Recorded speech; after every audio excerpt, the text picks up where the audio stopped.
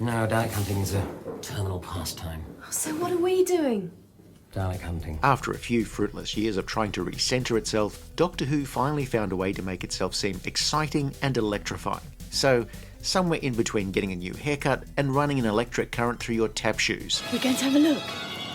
Might as well. For its quarter-century anniversary, Doctor Who had found a renewed vigour. But would that be enough? Yes. Can we just get in? No, we've got work to do. Doctor Who Season 25.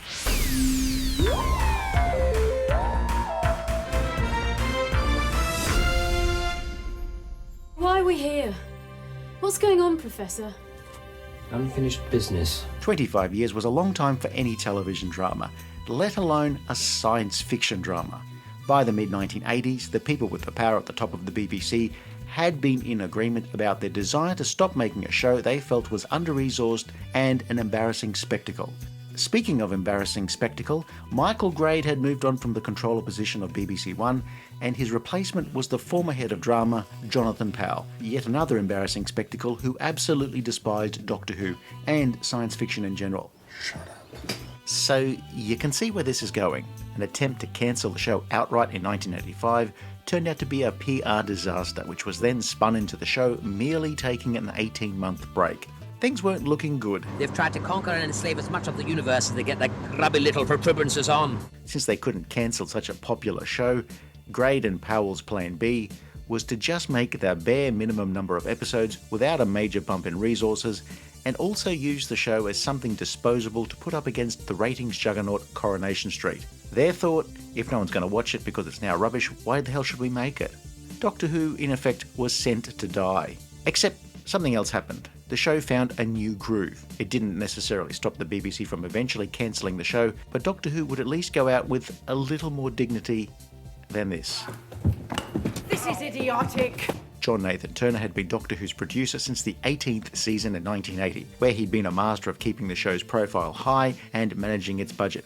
But he'd also had a blind spot in creative areas where his storytelling instincts often clashed with those of his script editors. There was also his proclivity for casting stars of light entertainment in dramatic roles, which occasionally worked and occasionally didn't. I mean, I dig. I have a dodgy garage door opener that sometimes works and sometimes allows my garage to become a possum sanctuary. How do you live with yourself? John Nathan Turner had wanted to move on from Doctor Who for a few years, but was always persuaded by his bosses to stay on, where there was an unspoken threat that Doctor Who would be cancelled if he didn't stay on as producer. Oh, it's a nice little long-running science fiction program you got there. It would be an awful shame if something happened to it. Nathan Turner had already been forced by management to fire Colin Baker from the title role, which would lead to him casting his third lead actor with Sylvester McCoy as the Seventh Doctor.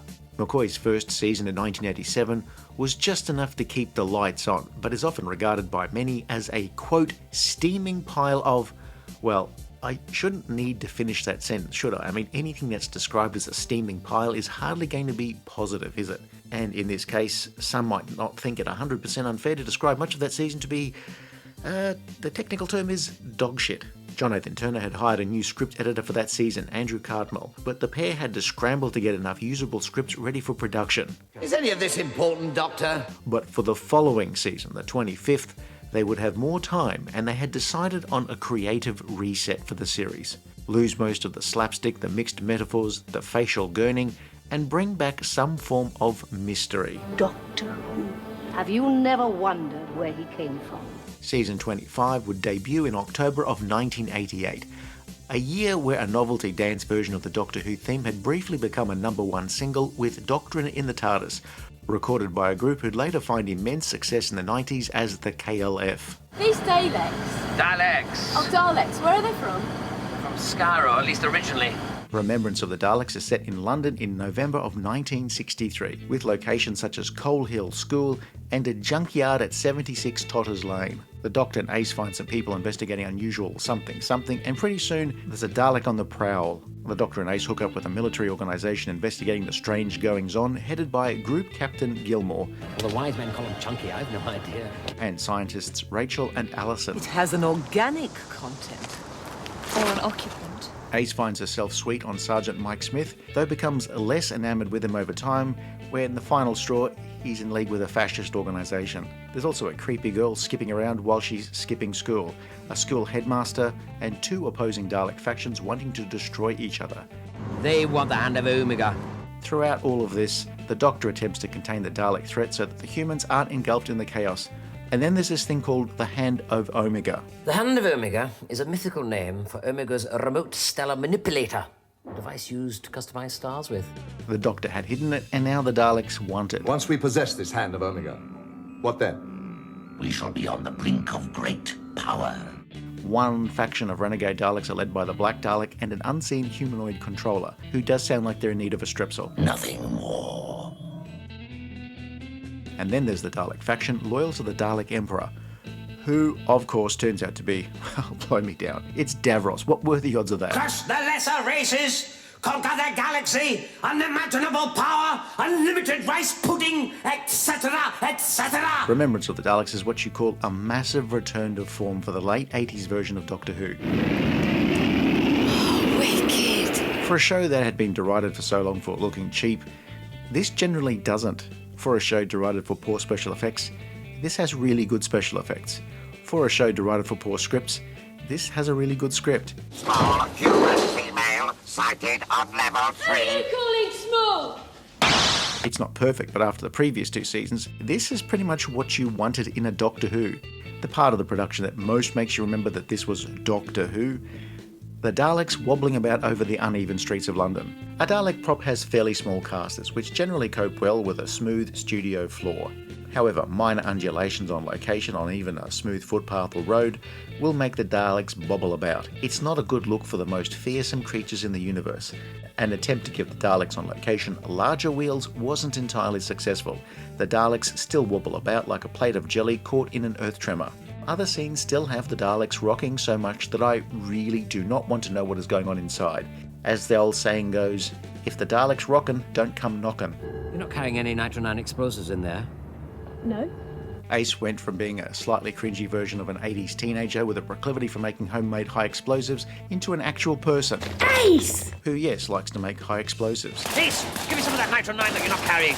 Ace gets left behind, gets bored, and, yikes, then needs to get some fresh air, but ends up being chased by the Daleks around Coal Hill School, where she smashes a few Daleks to bits with an augmented baseball bat. Ace gets to play Action Star, where she's hunted by the Daleks, she jumps through a glass window, and gets to fire rockets. I actually do pity those poor fool Daleks, bringing a sink plunger to a rocket fight. Well, it's not my fault this decade's got no street cred. Ace is totally an anachronism in the 1960s. She carries around a boombox and an aluminium baseball bat, and she can't use pre-decimal British currency, also now known as nonsense notes. 12 pennies to the shilling, 8 shillings to the pound, right? No, like 20 shillings to the pound. And then there's the Doctor being suddenly something much more. The production team thought that the show had been lacking mystery. When Doctor Who started, we knew almost nothing about him. He was just some strange fellow, probably an alien, who had a broken time machine. By the mid-1980s, we knew the Doctor was a Time Lord from Gallifrey, had 2 hearts, could regenerate into a new body, was hundreds of years old, and yeah, by this stage we probably knew the Doctor's blood pressure, cholesterol levels, and credit score. What Doctor Who needed was some reason for the damn question marks on everything. Mystery. I don't mean, where did you leave the keys to the TARDIS? Or did the Doctor remember whether he had left the time rotor on when he left the TARDIS? The mystery is, who is the Doctor? Is he older than we'd been led to believe? And did he play a much bigger role in Time Lord history? And didn't we have trouble with the prototype? We. They. For the third time in the show's history, we visit the junkyard at 76 Totters Lane, where the adventures of Doctor Who began in 1963. And the junkyard, as depicted here, has become somewhat infamous among Doctor Who's more pedantic fans, of which I am sure are in a very small minority. The name on the gates, I am Foreman, is missing an E. I think I'm going to be sick. It apparently had already been repainted once from LM Foreman, though truth be told, it is a relatively minor issue in a fantastic episode of Doctor Who. Doctor Who fans are nothing if not totally understanding about minor production issues. But then here we are. Weirdos. You can tell them at a glance, you know. Ben Aronovich was one of a number of new writers brought on board by Cartmel. The writer's original story pitches weren't considered suitable, but such was his work that he was offered the chance to write the Daleks story. Remembrance was the writer's first produced script, and this is where we have to trot out some random superlative phrases like what a doozy, because Remembrance is definitely some form of doozy, possibly even a super dooze. which is what a doozy becomes after being bombarded with gamma rays. When he said he needed our help, I had hoped it meant more in the technical area. It was a vain hope. Remembrance also has one of the best guest casts of the late 80s. Not just good actors, but names. Only a fool argues with his doctor. George Sewell and Simon Williams were big gets, while many of the other cast members had been in the series before. Pamela Salem, Michael Sheard, playing of all things a school headmaster, Terry Malloy was back as Davros, Peter Halliday, who'd made several appearances in Who in the 60s and 70s, and John Leeson, the voice of K9, provided some additional voiceovers. This is the third Dalek story in a row that involved a war between Dalek factions, with Davros leading one of the groups, and by this stage, his faction seems to have the upper hand. Even after 25 years, the Daleks have remained relatively resilient to human weapons, compared to the Cybermen, who are made out of stale bread rolls. Like any good conflict, the Dalek Civil War did at least give us some great music. I see a red door and I want it painted black. I see that girls walk by dressed in their summer clothes. I have to turn my head until my darkness goes. Showing a Dalek civil war on a television budget would pose logistical issues. War is hell.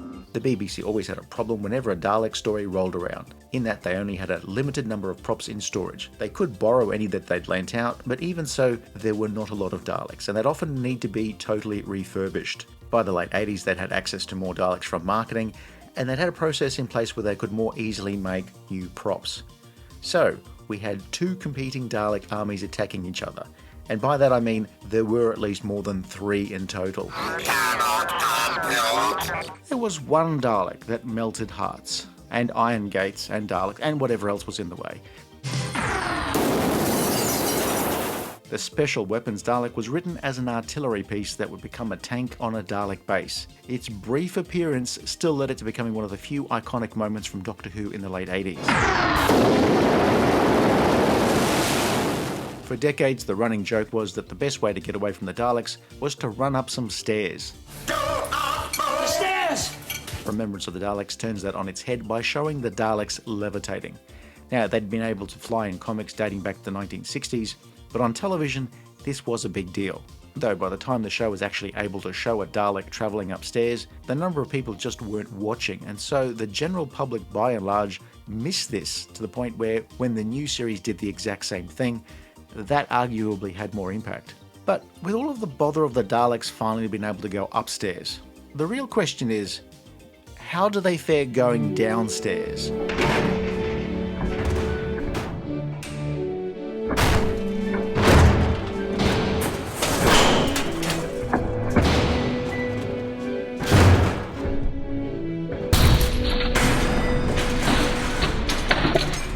Saturday viewing continues with an adventure in the new science fiction series.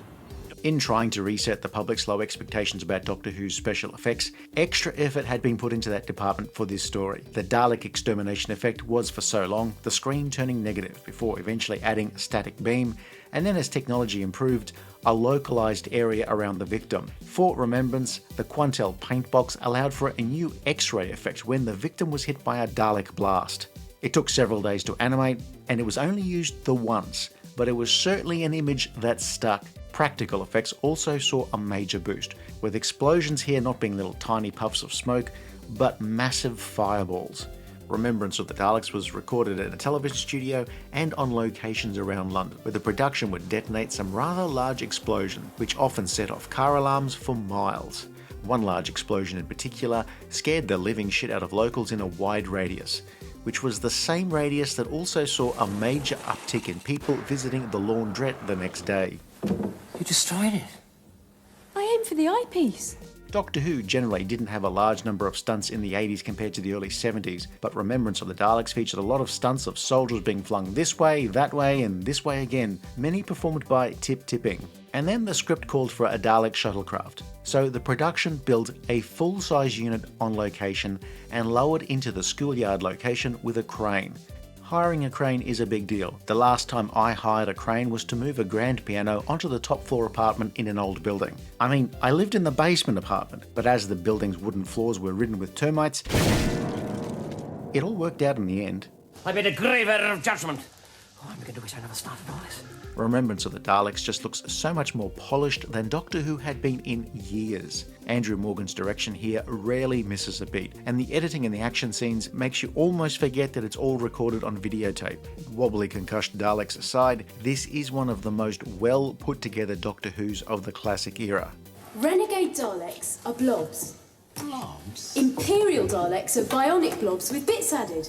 Now, as for the rest of the season, well, it's not quite on the same level of Remembrance, but the remaining stories are also a step up over the previous few seasons. More or less. As time goes by. So after the tour de force of Remembrance of the Daleks, we have The Happiness Patrol, a 3-part story that was partly satirical and almost a throwback to the style of the previous season. You know, the not good one. And in places, there's a little bit of the DNA of the 1960s story, The Macra Terror. On the planet Terra Alpha, sadness is banned and smiles enforced by the Happiness Patrol. A frown can result in a prison sentence. The planet's dictator, Helen A, has her own secret police. Time to get really depressed. And then there's the Candyman, who makes sweets and kills people. But rather than wait for tooth decay and diabetes, Candyman is rather more direct. The locals have been forced underground after the planet was colonised, and in general, Terra Alpha's air of joy is phonier than a Molex watch. I don't think I've had the pleasure. It's no pleasure, I can assure you.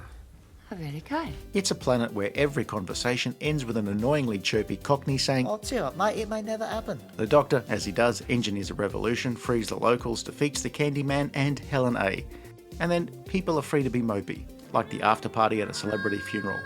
It's a story that could have easily slotted into the previous season with a slightly goofier version of the 7th Doctor. But the difference is, Happiness Patrol, like most of this season, doesn't feel as slapdash as much of the 23rd and 24th seasons do. It's an all-studio production where it can look very samey, either dark corridors or overly bright chambers. Do you like it? No. No, neither do I. Ace and the Doctor pick up various allies, a travelling harmonica player, Earl Sigma, and a disgruntled member of the Happiness Patrol, Susan Q. I'm guessing Glassdoor reviews on Terra Alpha are not all that glowing. When you smile, I want to see those teeth. Sheila Hancock as Helen A modelled her performance on a more twisted version of Margaret Thatcher. I will be appreciated. Yes, dear. Complete with a Dennis Thatcher stand-in, played by Ronald Fraser, where she is surrounded by various toadies. John Normington and Leslie Dunlop had both appeared in season 21 stories, while Harold Innocent is the incredibly posh creator of the Candyman. So posh that I half expect him to be the killer in an Agatha Christie-style murder mystery. This is where you come in, gentlemen. The interesting part. Candyman himself does feel a little bit out of place with the rest of the story. I like the character design enough, but it does feel like Candyman needed to anchor a show rather than just being some sickly sweet henchman. I can't help feeling there was more potential with Candyman in a slightly more whimsical setting. The Candyman did yield complaints from a British company who claimed the villain's design was too close to their mascot, Bertie Bassett. Getting somebody threatening legal action always sucks. But on the plus side, it does mean at least one person was watching Doctor Who.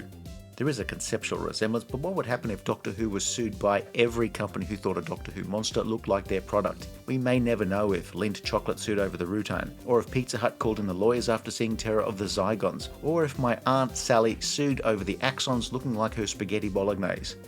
I mean, she sued me over making her spaghetti bolognese. Is it a joke, Daisy Kay? No, ma'am. Oh, what a shame. I enjoy a good joke. The non-Candyman creature designs are also pretty decent.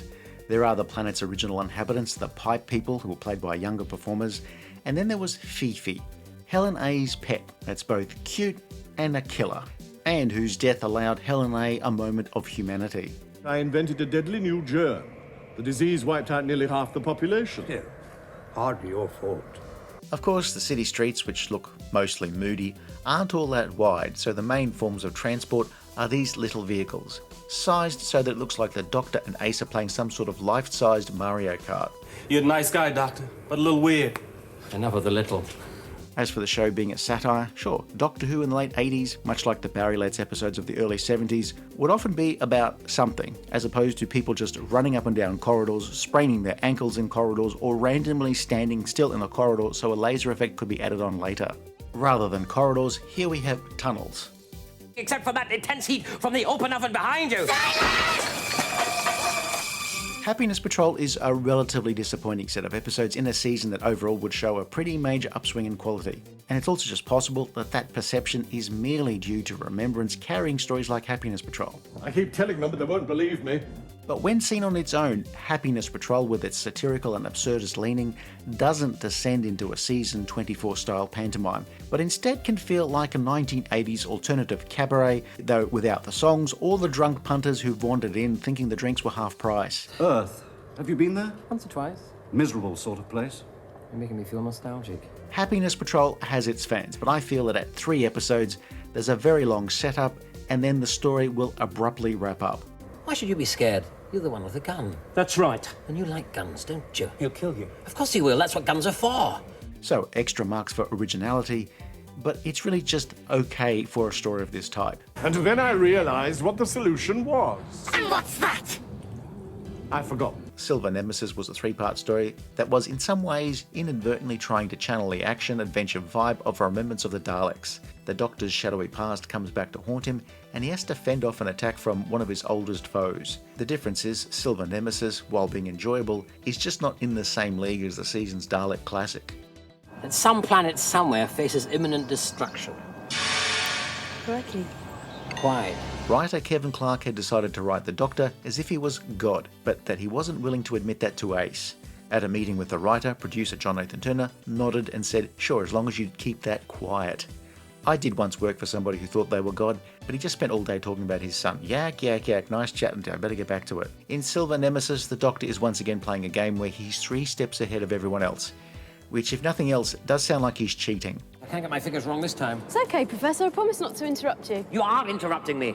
Sorry. A statue made of a powerful living metal called Validium is the thing that everybody wants this Christmas, whether it be some Nazis, the Cybermen, or the Lady Painfort, who's travelled in time from the 1600s with her bodyguard, Richard. Possession of the statue will give any of these factions the power to something, while the Doctor and Ace run around Windsor trying to keep everything ticking over, keeping the plates spinning and trying not to get killed, all until everything's in place for the Doctor's ultimate plan. The Doctor won't tell Ace anything ahead of time because this is a show that's now trying to return to a sense of mystery. Everything's on a need-to-know basis, and if Ace, and by extension the audience, knew the Doctor's plan, then it would be a pretty short episode. First the Doctor, and now Ace wears a fez. Fezzes still are not cool, but in this case I'll allow it.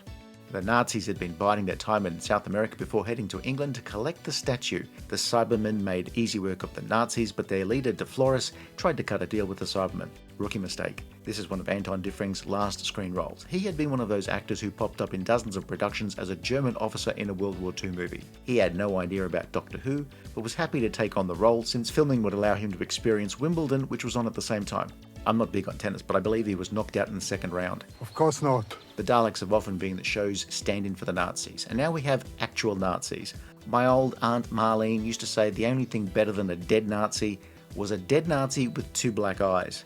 The Cybermen also have 2 humanoid servants who look like they've gotten lost on the way to the Olympic shooting trials. Don't worry, Doctor. I'll look after you. Aim at the chest panel. Fiona Walker as Lady Painfort shows a polished type of single-minded lust for power. And I am evil. Though the character will completely lose her grip on sanity by the end of the story. Walker had previously appeared in the show's first season, but this is a performance that manages to ooze menace before going right over the top. Nobody knows who the Doctor is. Except me.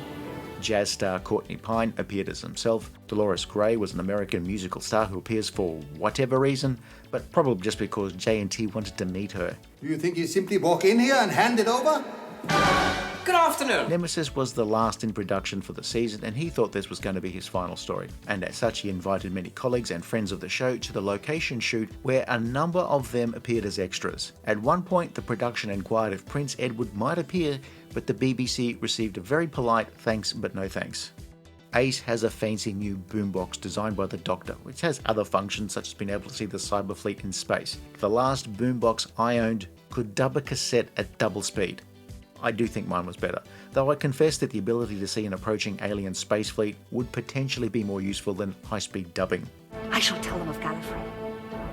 Tell them of the old time the time of chaos. Silver Nemesis was meant to be broadcast on the show's 25th anniversary and again hints at the show's original broadcast in 1963. In general, Silver Nemesis is a decent enough romp on its own, but you just can't shake the feeling that it is a relatively poor imitation of Remembrance of the Daleks. Just like you nailed the Daleks. Imitation is the sincerest form of flattery. Unless, of course, you've got a patent, in which case, call your lawyer. Nemesis and Happiness Patrol were made by more or less the same production team of directors and designers, with Happiness being completely studio-bound and Nemesis being shot completely on location, which was the style at the time. Nemesis being made with outside broadcast equipment, basically a mobile multi-camera studio, does suffer from trying to produce a fast-paced action story in this way. Action scenes can vary between exciting and a little bit flabby, where people seem to be moving very slowly while they're being shot at. So the basics were there, it could have just used a little bit more editing in the action scenes to lift it. The visual effects in this story are in general very good. The shot of the Cybermen's craft as it lands is probably one of the best of this type as shown in the original series. Though in one scene you can kind of see the helicopter blades providing the wind. Why don't you go back to the TARDIS? You'll be safe there, whatever happens. No chance, Doctor. Silver Nemesis is an adventure that tried to cram far too much into too small a space. Very much like my Uncle Vern, who still insists he can get into the wetsuit that he bought in 1982. For God's sake, Vern, go and get a new wetsuit. Though in Silver Nemesis, there are a few easy cuts. The American lady in the limo, and the skinheads. Oh, the skinheads. 3 years at RADA for this. Who did this to you? Social workers. The Cybermen are laid low by gold-tip arrows that will kill them instantly, while Ace uses a slingshot to fire gold coins that will also kill them instantly. Over the years, the Cybermen had proved susceptible to radiation, gravity, aerosols, but it was gold that proved to be their ultimate killer. It's meant to clog up their breathing systems. But what use is a deadly weakness if you just can't tweak it? Other things that kill Cybermen, being shot in the mouth, being stabbed, peanut allergies, and silver-on-silver friendly fire. The Cybermen are now as terrifying as an angry cricketer. And why is the cricketer angry? Because some bastard has stolen his batting gloves. This is most rational, Doctor. David Banks returns for his 4th stint as a cyber leader, even though it's not the exact same cyber leader each time, but they obviously liked that voice preset. Destroy them!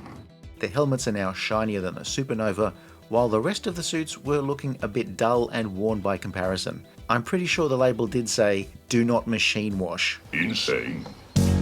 Go, go, always believe in your soul. You've got the power to know you're indestructible. Always believing you are gold. Glad that you're bound to return. Something that I could have learned. You're indestructible.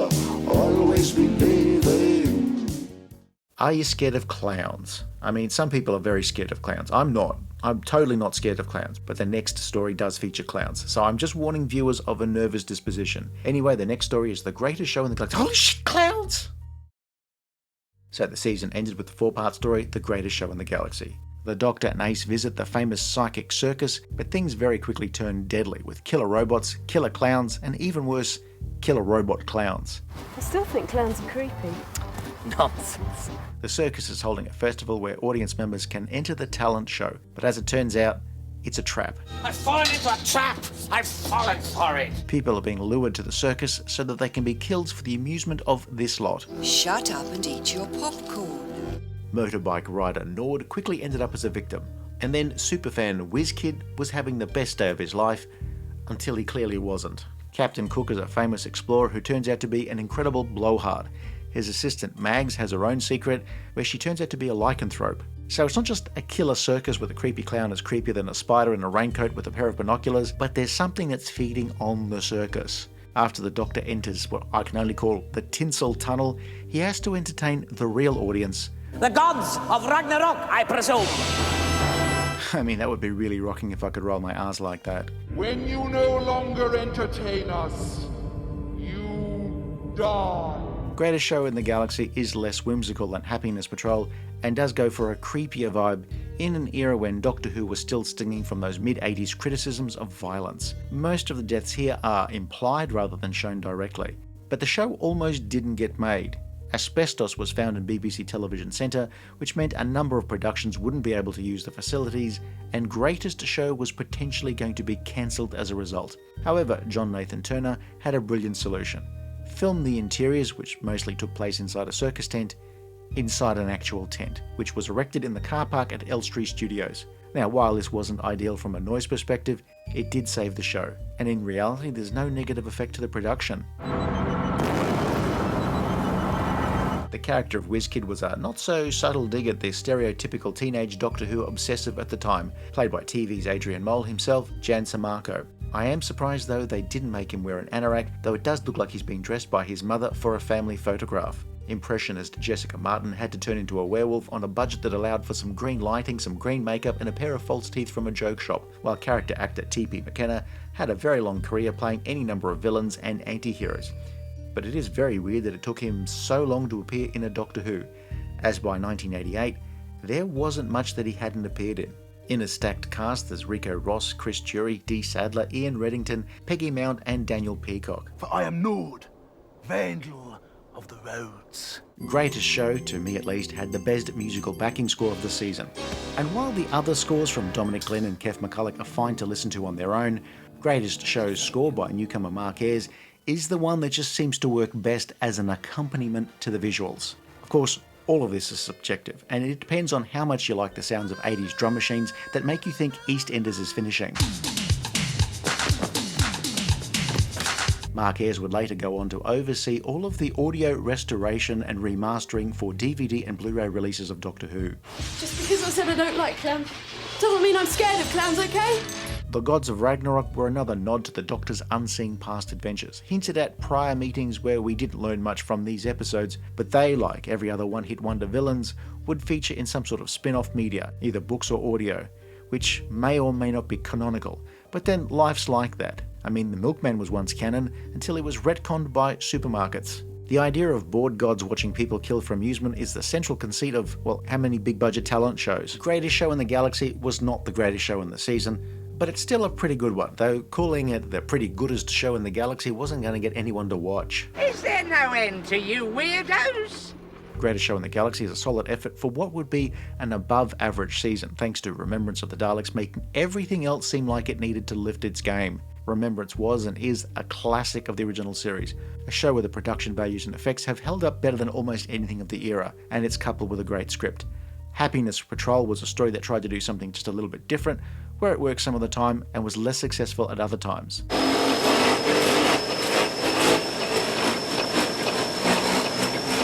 Silver Nemesis was an adventure that was perhaps let down by the way it was made, while Greatest Show in the Galaxy overcame its adversities for a colourful and different story that also didn't seem like it was straying too far from what Doctor Who did best. You're up to something. Yes. Then I have to come with you. No. The idea of adding mystery back partly works and partly doesn't. It works well enough in Remembrance, not as well in Silver Nemesis, and is completely missing from Happiness Patrol. One thing that made a huge and positive change to the series, making the companion into an actual character. Ace isn't just a vehicle for the plot to progress from one scene to another, but she was an actual person, where her dialogue was not just for any generic companion, but could only be meant for Ace. And she drops the ring he gives her on the railway track, and when she goes back to get it, she's killed by the train, and he's really miserable for the rest of his life. Oh, it's fantastic. We didn't get much sense of Sophie Aldred's potential in her season 24 introductory story, but damn, you saw it here. Sylvester McCoy was an actor who for the previous year had been thrust into the role of the Doctor and given scripts that were written for a Doctor, any Doctor. McCoy came from a background of high-energy comedy, and that was his original instinct when playing the Doctor. But with the scripts on his side, he could play things straight. McCoy's Doctor is fantastic when he speaks softly. He's menacing, he's mysterious, he's authoritative. Though whenever he needs to raise his voice, it can feel like a comedic doctor's trying to break out and hit you across the nose with a comedy sledgehammer. A piece of rope has two ends, Father Ragnarok. The Seventh Doctor felt more like a doctor and less like a goofy clown, even in the story with the goofy clowns. Of course. It's totally possible to say that it was an average season lifted by Remembrance, but even the story from this season that I liked the least, The Happiness Patrol, is still a better made piece of television than the vast bulk of episodes from the previous two seasons. Some folks are obsessed by tier rankings of episodes, and in that vein, Remembrance is at the top, then Greatest Show, then Nemesis, and then Happiness Patrol. Or if you want a cloud where the larger text represents quality, here are the 8 Sylvester McCoy stories from his first 2 seasons. The show is up against strong competition at a time when Doctor Who was considered old hat. Ratings hovered between 4.5 and 6 or so million viewers, which was slightly up on the previous year. The BBC did not want to throw a lot of money at a show that was going to go up against a ratings juggernaut getting 3 times the viewing figures. Even so, Doctor Who did okay. Do you think I'm enjoying having some space vagrant come along and tell me that the painstaking research I've devoted my life to has been superseded by a bunch of tin-plated pepper pots? Doctor Who's series in 1988 had shown a remarkable upswing in quality. This was not reflected in people necessarily coming back to the show. So there's always next season. With a newfound confidence, Doctor Who had marched into its 26th season with 4 more stories that would push the series in new directions. Of course, as we will see, the next season would quietly be the show's last series for quite a while. If you enjoyed this review, please like and subscribe, leave a comment below, or check out some of our other videos.